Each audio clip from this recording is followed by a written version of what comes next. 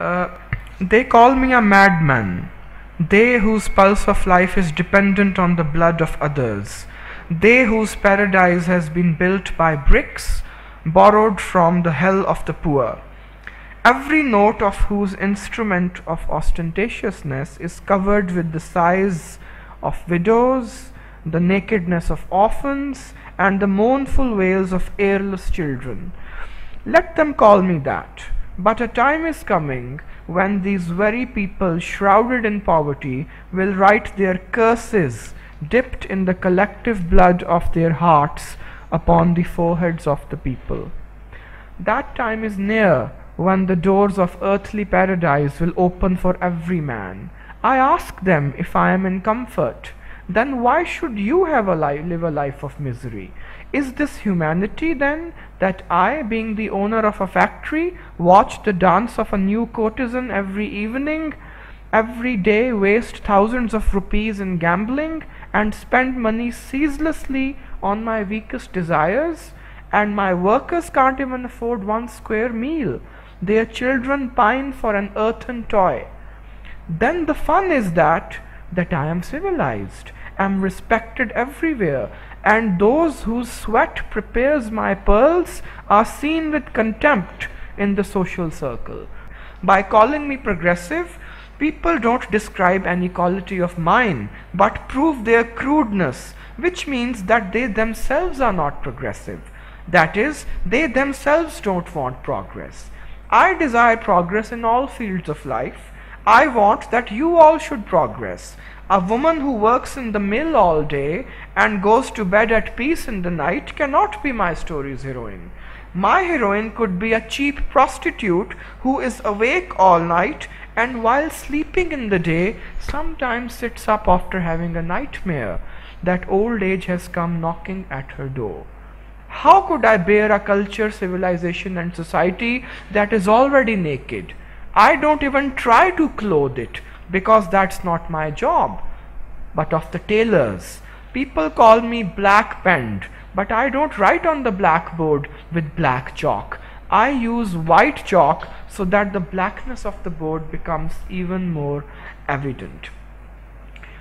So soon after the success of these earliest collection of short stories, Manto got married, and no surprises there because the match was arranged by his elder sister.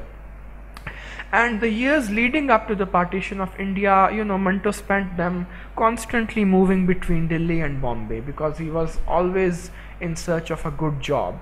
And while he was doing so, he wrote some of his best essays and some of his best radio plays.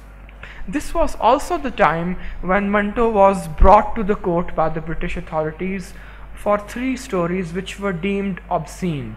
Those 3 stories were, of course, Smoke, Black Shalwar and Odor, but he was never convicted for those stories. Now the partition of India in 1947 shattered Manto. It shattered him financially, it shattered him emotionally, it shattered him psychologically. And obviously, undoubtedly, the fact of partition produced his best writing as well. For one, before partition, Manto was a relatively cautious connoisseur of alcohol. But after partition, he became a confirmed alcoholic. So that was one impact of partition. Had Manto remained in India, he might at best have become a great film scriptwriter, as many of his friends believed.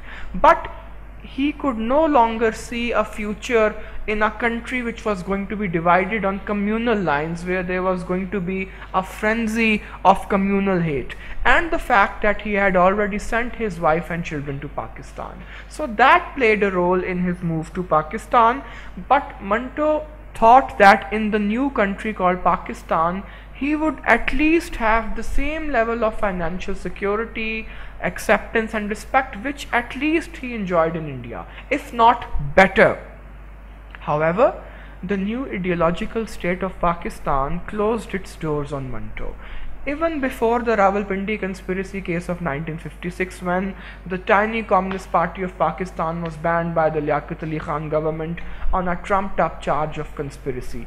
But even before the state of Pakistan closed its doors on Manto, it was Manto's own progressive friends, led by Ahmad Nadeem Qasmi, who was the head of the Progressive Writers Association, who expelled Manto from their fold. What was Manto's charge?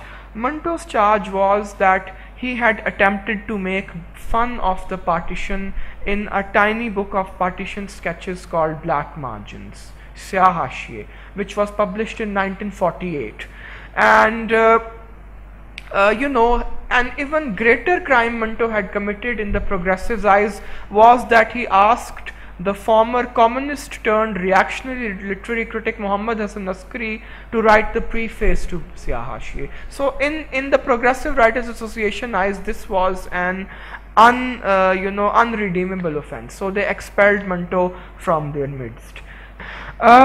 He says about Saudi Arabia, I am recounting briefly the eyewitness and ear-heard account of Saudi King Saud's Makkah. He reached Karachi via aircraft along with his 25 princes, where he was heartily welcomed. He has other princes too. I don't know why they didn't come. Maybe because 2 or 3 additional aircrafts would be required for the purpose. Or maybe they are very young and they prefer their mother's lap to the aircraft. It's true. How can children brought up on their mother's and she-camel's milk survive on Glaxo and cow and gate-dried milk? Dear uncle, it is thoughtful that if King Saud had with him his 25 sons, by God's grace only God knows how many girls there would be. May God give them long life and save the king from the evil eye. Tell me that in your state of 7 freedoms, is there any such iron man who has so many children? Dear uncle, this is all courtesy of a religion Islam, and this high honor was given to whoever got it. In my humble opinion, you should immediately declare Islam as your state religion. It will have a lot of advantages. Nearly every married man would be allowed to marry 4 times. If a woman gives birth to 4 children, even with a lot of miserliness, by this rule, then 16 boys and girls should be proof of a man's manliness and a woman's fertility. Boys and girls can be so useful in wartime. You are worldly wise, you know better. If initially your married men have any type of problem handling 4 wives simultaneously, you can invite King Saud here to make use of his services. You are his friend. You and his late father were bosom buddies. I heard that you arranged a caravan of very grand cars as a gift for him and his harem. I think that King Saud will tell you all his presidential prescriptions. Nearly every country except India and Russia is taking an interest in Pakistan these days, and it is all a result of your kindnesses that you have extended a hand of friendship and cooperation towards us. And we became so capable that others also began to view us kindly. We Pakistanis are ready to die for Islam. King Saud was feted along with his 22 or 25 princes in government house, where all married and unmarried girls and women of high society participated. Cigarette smoking was not permitted, not even to Crown Prince Abdullah. However, he is very safe without the cigarette smoke, and he received this privilege owing to his vintage Islamic hospitality. His 24 princes bought several Pakistani shoes in the Anarkali Bazaar and gave a proof of their solidarity and good wishes. Now these shoes will walk on the sands of the Arabian desert and imprint the temporary stamps of their longevity.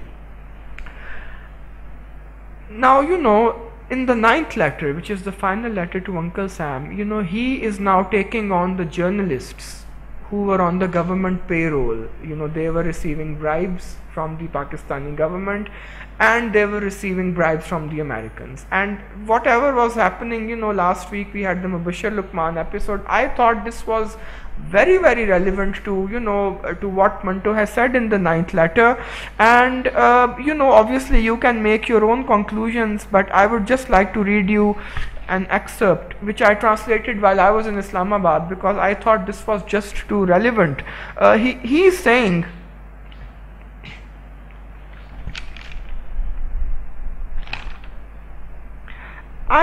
he is addressing Uncle Sam. I am giving you another piece of advice. It is to help the daily zamindar in such a way that it remains a secret. Its squinty managing director and half-lame editor are not aware of the art of receiving money, bribes.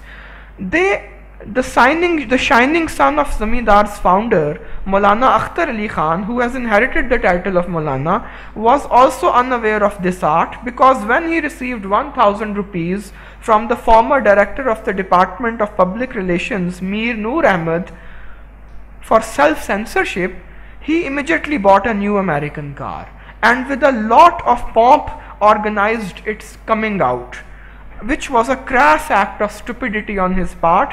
He is now in jail. May God keep him there, and he should not give further proof of his stupidities. But I am amazed that his son, who is the managing editor of Zamindar, nowadays is a total jerk, despite being educated. Of his own talent, Manto had absolutely no doubt. So just before he died in 1955, he wrote his own epitaph, his own gravestone. What did he say?